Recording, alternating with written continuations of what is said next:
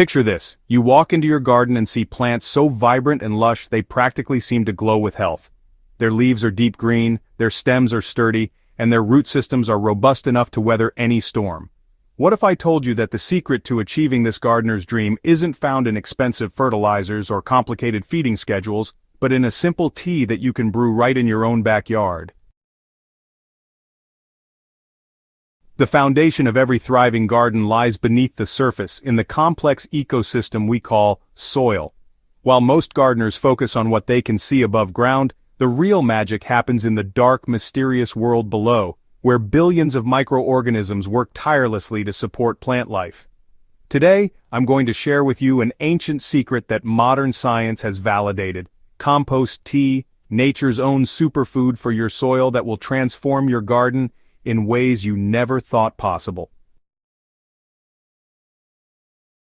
Compost tea is far more than just water mixed with decomposed organic matter. Think of it as a concentrated liquid ecosystem, teeming with beneficial bacteria, fungi, protozoa, and other microorganisms that plants have evolved alongside for millions of years. When you brew compost tea, you're essentially creating a biological powerhouse that delivers these living allies directly to your plant's root zones, where they can immediately begin their beneficial work. The science behind compost tea is fascinating and incredibly practical. These beneficial microorganisms form symbiotic relationships with plant roots, creating what scientists call the rhizosphere, a dynamic zone where plants and microbes exchange nutrients, water, and chemical signals. The bacteria and fungi in compost tea help break down organic matter into forms that plants can easily absorb, while also producing natural growth hormones and protective compounds that strengthen plant immunity. What makes compost tea truly revolutionary is its ability to suppress soil-borne diseases naturally. The beneficial microorganisms outcompete harmful pathogens for space and resources, while some actually produce antibiotic compounds that directly inhibit disease-causing organisms. This means your plants develop stronger, more resilient root systems that can resist common problems like root rot, damping off, and various fungal infections without the need for chemical interventions. Creating effective compost tea requires just 3 essential components, but understanding their roles will help you brew the most potent mixture possible. High-quality compost serves as your primary ingredient and biological foundation. The best compost for tea making is well-aged, dark, and crumbly with an earthy smell that indicates a balanced microbial population. Avoid compost that's too fresh or has any ammonia-like odors, as this indicates incomplete decomposition that could harm your plants. Water quality plays a crucial role that many gardeners overlook. Chlorinated tap water can kill the very microorganisms you're trying to cultivate, so always use dechlorinated water. You can achieve this by letting tap water sit uncovered for 24 hours, using rainwater, or adding a small amount of vitamin C powder to neutralize chlorine instantly. The temperature should be lukewarm, around 65 to 75 degrees Fahrenheit, as this range supports optimal microbial activity during brewing. Aeration is the third critical component that transforms your mixture from simple compost and water into a living, breathing biological system. Continuous oxygen supply prevents anaerobic conditions that could produce harmful bacteria and foul odors. You can achieve proper aeration using an aquarium pump with air stones, though some gardeners successfully use manual stirring methods for smaller batches. For those wanting to supercharge their brew even further, several optional ingredients can enhance your compost tea's effectiveness. Unsulfured molasses acts as food for beneficial bacteria, helping them multiply rapidly during the brewing process.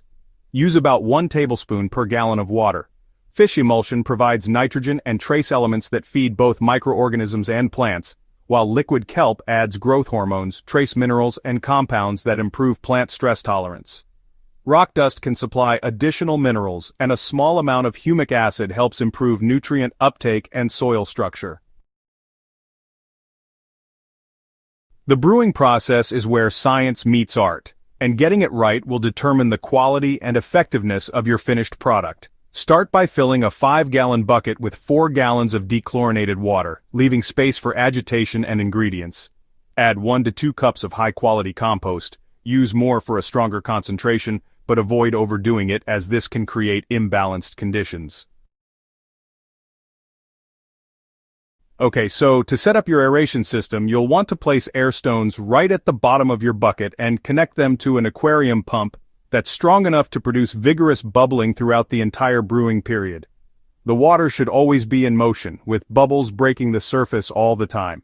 And if you're using molasses or any other liquid amendments, now's the time to add them. Just stir gently to make sure everything gets distributed evenly. Alright, now you need to maintain consistent brewing conditions for about 24 to 48 hours. The best brewing temperature is between 65 and 75 degrees Fahrenheit. If it's too cold, microbial activity really slows down, and if it's too hot, the beneficial organisms can die off. A lot of gardeners find that 36 hours gives you the most balanced and effective tea, but you can go up to 48 hours if you want to maximize microbial populations. Just remember you should never brew longer than 48 hours because beneficial organisms start dying off and anaerobic conditions could develop. You'll want to monitor your brew throughout the whole process. Healthy compost tea should smell earthy and pleasant, kind of like fresh soil after a nice rain. If you notice any sour, rotten, or sewage-like odors, that's a sign something's gone wrong and the tea isn't suitable for use. The liquid should look brown and frothy, with active bubbling creating a rich foam on top. If everything's going well, you'll see the tea get darker and more aromatic as all those beneficial microorganisms multiply.